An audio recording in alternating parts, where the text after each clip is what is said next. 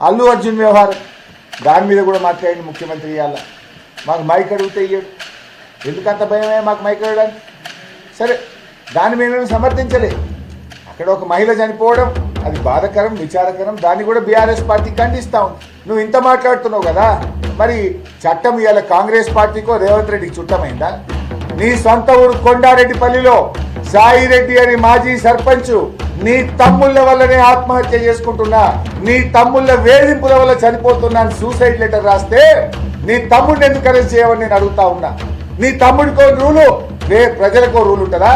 నీ తమ్ముడిని ఎందుకు అరెస్ట్ చేయలేను? నీ తమ్ముడి విషయంలో కాంగ్రెస్ పార్టీకి నీ తమ్ముడికి నువ్వు ముఖ్యమంత్రి ఉన్నావు కనుక చట్టం చుట్టమైందా? కనీసం ఎఫ్ఐఆర్ కూడా నమోదు చేయలేదు, కేసు నమోదు చేయలేదు. వాళ్ళను బెదిరించి భయభ్రాంతులకు గురి చేసినావు కదా. నువ్వు ఏదో బాగా ప్రేమ ఉన్నట్టు మాట్లాడుతూ. మరి ఒక గిరిజన విద్యార్థి వాంకిడి